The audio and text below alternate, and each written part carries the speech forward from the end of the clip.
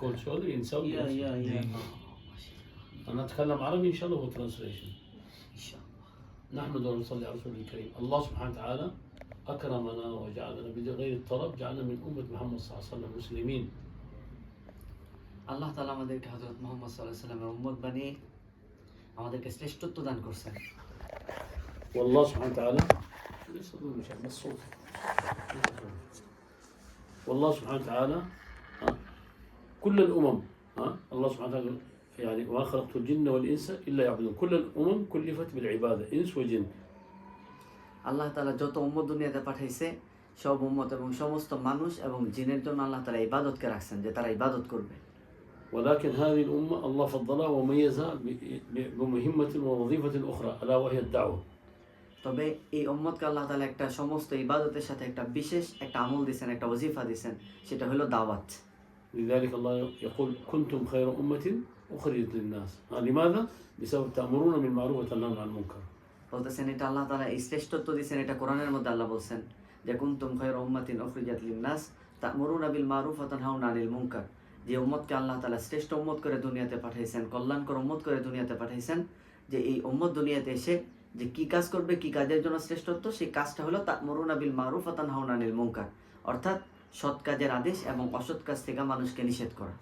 والنبي عليه الصلاة والسلام في حجة الوداع خطب خطبة طويلة، ولكن في آخر الخطبة قال فليبلغ منكم هل بلغت؟ قالوا نعم يا رسول الله بلغت.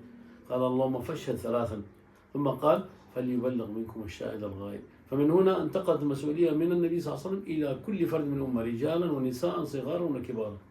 বলতেছেন যে রাসূলুল্লাহ সাল্লাল্লাহু আলাইহি ওয়াসাল্লাম যখন সর্বশেষ হজ করছে, হজ্জাতুল বিদা, যে ওই হজের মধ্যে খুব লম্বা একটা ভাষণ দিয়েছেন। ওই পুরো ভাষণ না, তার মধ্যে ছোট্ট একটা কথা, যে রাসূল জিজ্ঞাসা করছেন কি আমি তোমাদের কাছে দিন পৌঁছাইতে পারছি? তখন সবাই বলছে যে হ্যাঁ পৌঁছাইতে পারছেন।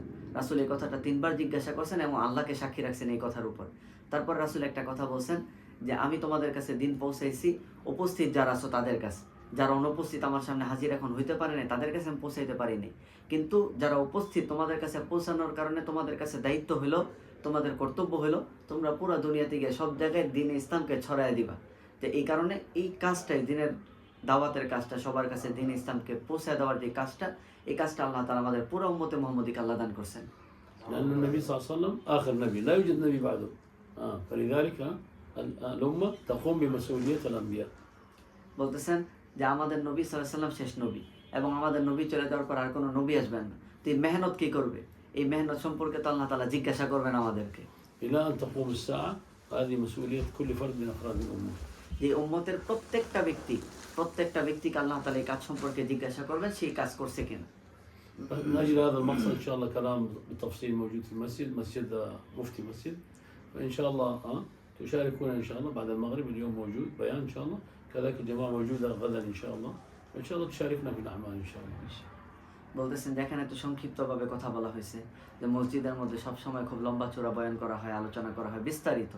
যে এখন বাদ মাগরিবের পরেও আমাদের এখানে দামি দামি কথা হবে, খুব লম্বা বয়ান হবে। জামাত আজকে 2 দিন শেষ, আগামীকালকেও জামাত মুফতি মসজিদের মধ্যেই থাকবে এবং তারপরের দিন এখান থেকে চলে যাওয়া হবে 3 দিন এখানে। এই জন্য যখন সময় হয় বা সময় সুযোগ, আজকে মাগরিবের পরেও হইতে পারে যে একটু বয়ানের মধ্যে শরীক হওয়ার জন্য বলতেছে।